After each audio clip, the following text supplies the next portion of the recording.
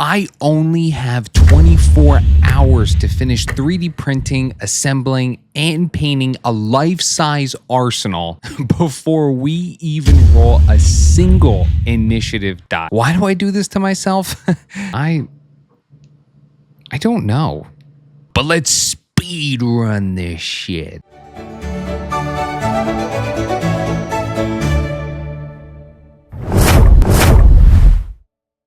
Folks, welcome back to G Studios. Yes, you heard that right. Tomorrow is the big day. It is session 0 for our Dungeons and Dragons game. I am so excited for this, but I have quite a lot of work left. I know that session 0 is technically supposed to be very chill. It's just supposed to obviously have us feel out and see if we're even gonna like this or want to continue this. But knowing myself and my group of friends, I just thought it would be so much cooler if, I handed them a giant sword or a life-size trident or 2 swords. This way we can really get into the spirit of Dungeons and Dragons and, of course, role play just a little bit harder, if you know what I mean. Now, the problem is, which every person knows, is that 3D printers are kind of slow. I mean, I do have the Bamboo Lab P1S, and that thing maxes out on crazy speeds, but it still takes at least 2 to 3 hours for anything that I need to print. So I really need to maximize my time, plan everything out, and not only that, make sure that the print is even going to be doable in the 24-hour time frame that I have left, along with everything else I have to do with it. I am very ambitious, I know this. And I wanted to see if it was even possible for me to go ahead and do this, obviously, in the 24-hour time frame. Now, for most of these props, I really am going to go ahead and do the spray and pray method, where I'm just basically filling, sanding.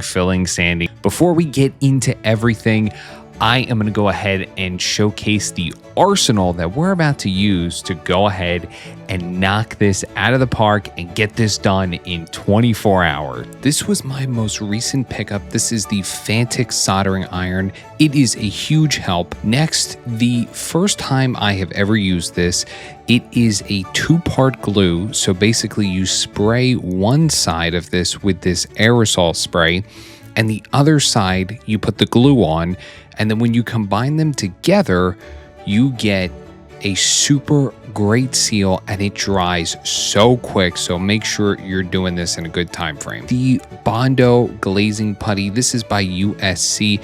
I like USC much better. I think it works fantastic. It always does a great job of drying quick. It gets into all the cracks and crevices. It smells kind of good, I'm not gonna lie. I mean, maybe just a little. This is the Dremel that I use. It is by a brand called Hardell.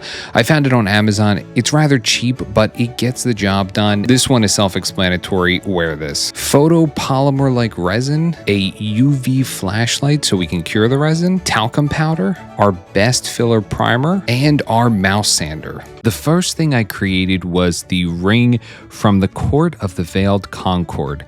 This ties into my character's backstory, and the ring actually was too big, so I filled it with some felt, and now it fits perfectly. Next, of course, was Valorian's wand.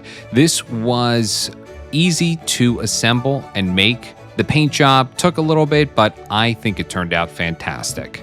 Next are the dual swords for my buddy's Warforged character. These swords are absolutely sick because they've got a very special feature where the blade is contained inside, and when you flick, it comes out. A very cool special effect and feature that we can use while we're playing. Next, of course, my buddy's paladin. He is Dragonborn, and he's getting a trident. So that was one of the reasons why I found and used this design, because it had the dragon head on the front. So now with this, of course, with it being so big, I need something to, of course, hold it together and hold it together sturdily. So I'm taking the pipes that printed out with it. I marked them to make sure that I've got perfect middles, and then I'm taking these wooden dowels. I'm going to go ahead and I'm actually going to use a soldering iron to core out the middle, a Dremel probably as well, and plop that in there so that way, of course, it can connect perfectly to the trident. Next, we have Figurine's quarterstaff. This is called Magnus. This was found on Cults 3D, and it is an absolutely gorgeous piece. I already had put the pieces together. I welded the sections in the middle, and there is wooden dowels running along the entire thing. So this thing's set and ready to go. I just have to fill it, paint it, and do everything I need. Then, of course, we have our figurines. We used Hero Forge to design these, both myself and my friend. So this one is me. This is Figurine Morkanth. Absolutely ecstatic with how he came out.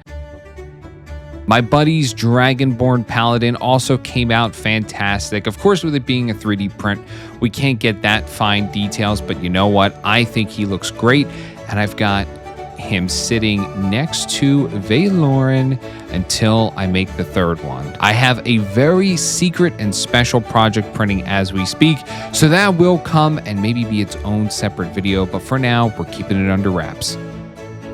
Now, the dual swords were something that I always kind of had an idea that I was just going to go ahead and paint them with the filler primer. I wasn't going to get too into detail on the blade or anything like that, but I just wanted to go ahead and obviously make sure that there weren't that many layer lines that you were looking at or seeing.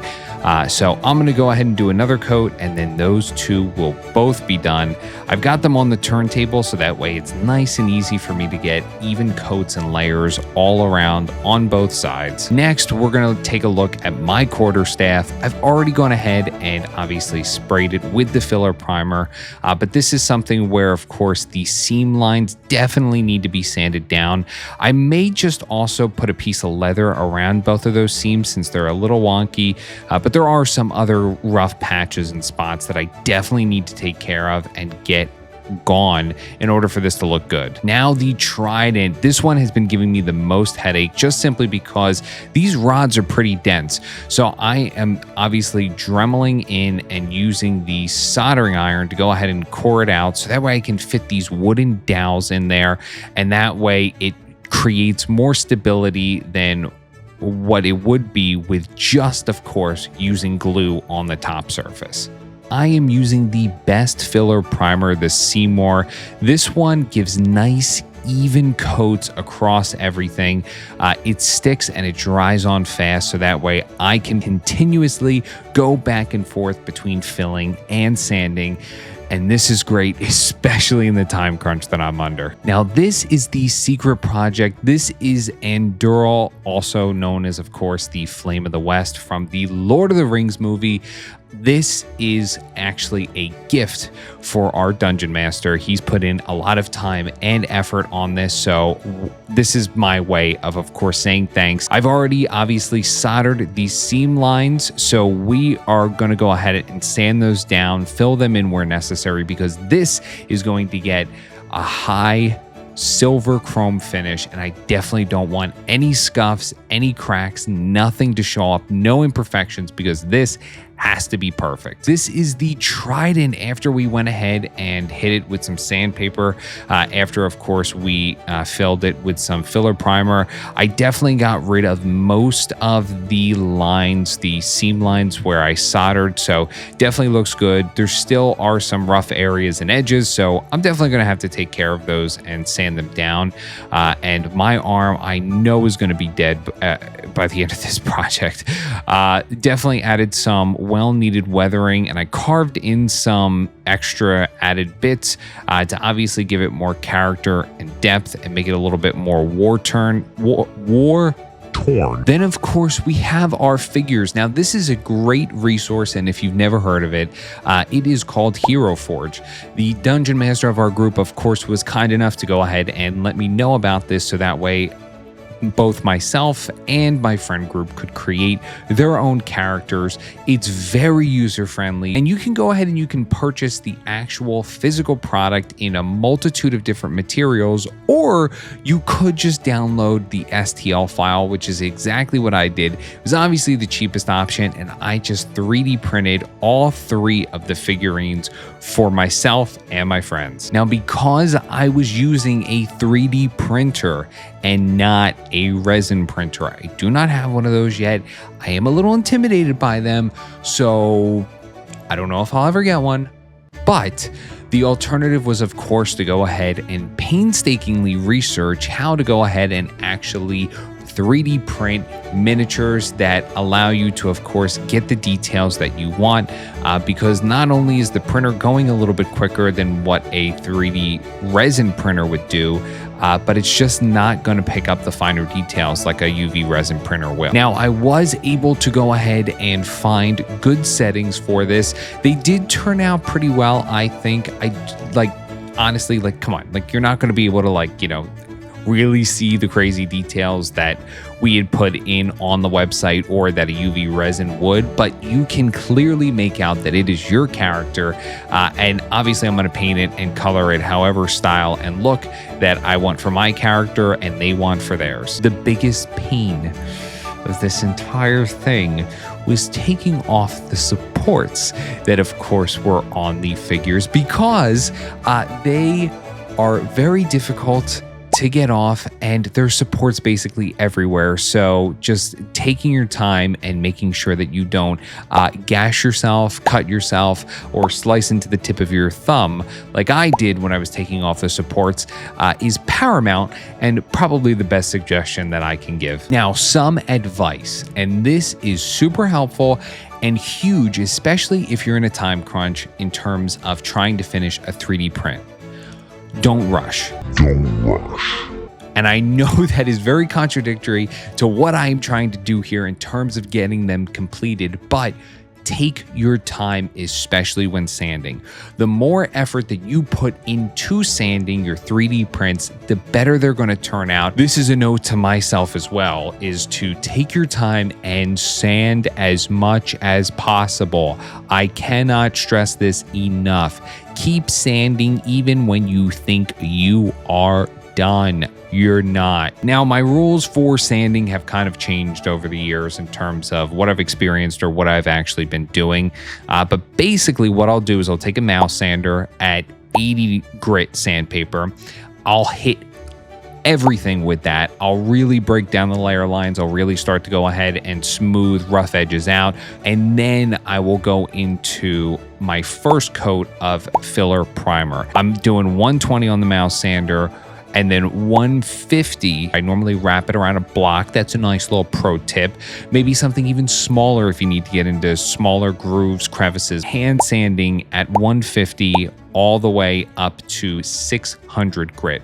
So I go 150, then I go 220, then I do 400 and 600, both the wet sand, which is big because that is ultimately going to give you a nice silky smooth finish. And for at least the sword, I definitely need that for that chrome look. I'm gonna have to stop there, and this is gonna be part one. We're gonna do this in 2 parts because I have way too much footage and way too much editing to do, and with only 24 hours, it's a lot to get through. So this is gonna be 2 parts, so stick around for that in the coming weeks. Thank you all so much for watching. I greatly appreciate you coming out, liking the video, commenting, subscribing, interacting. If you have any questions about anything that I either explained in the video or any tips, tricks, tutorials, let me know. Once again, thank you all so much for watching. Like, comment, subscribe, do whatever you have to do to boost the channel. Welcome to the G-Code series, the new home and series for all of our 3D printing stuff. And I will see you in the next video. Take care.